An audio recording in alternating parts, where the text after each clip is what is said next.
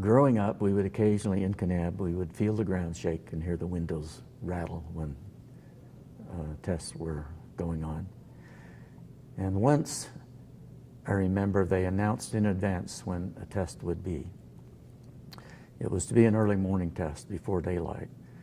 And a few of our family drove up north of Kanab, about 10 miles or so, at a high point, sat out on the sand there, and waited. And waited. And then suddenly, off to the west, the sky lit up brilliantly, like a very brilliant and quick sunrise, but in the wrong direction. That was toward the west. It was a whitish light and then became redder and then just died away. And then we waited. My father said it was about 17 minutes until we heard the rumble through the canyons. Oh, first there was a boom, a loud boom, and then the rumbling.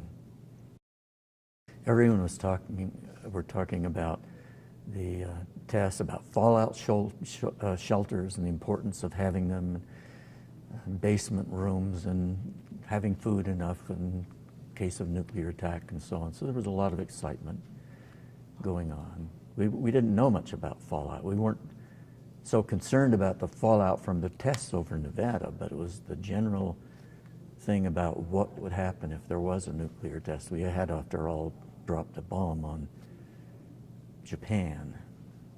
I wish we wouldn't have, but we did.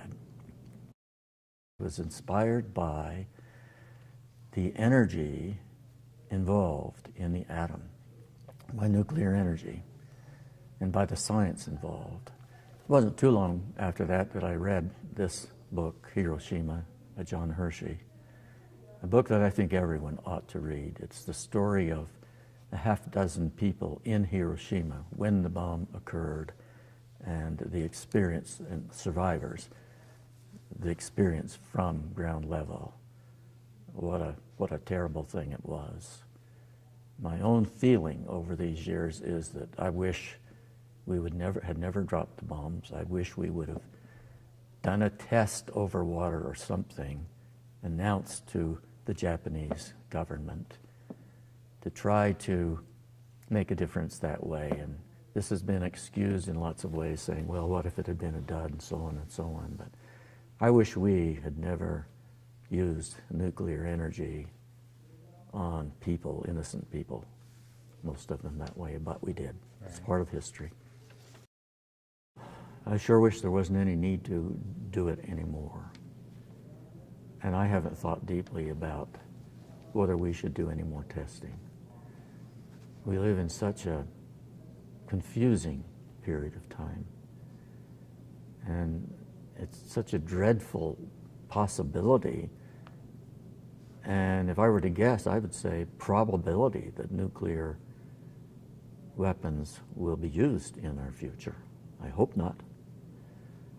But information is out there as to how nuclear bombs work, and there are intelligent people who would want to use them against us and against many other people, against humanity generally, maybe. And so, I dread that, and so I would like to see an end to nuclear testing.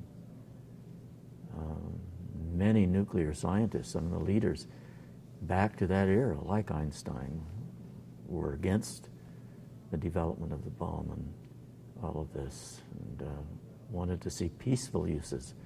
I think nuclear energy has so much potential for the peaceful uses to provide the energies that we all crave and think we need, and I guess that now we do. And nuclear energy can be pretty safe anymore, but it's certainly got to be done with great care, as we've learned. The energy of the atom, it's overwhelming in terms of the realization of these fundamental things of nature of the universe. They go back to the very beginning of the universe as best we know it. And still with us today and very useful. It's a very useful kind of knowledge, but like other knowledge, it can be abused. And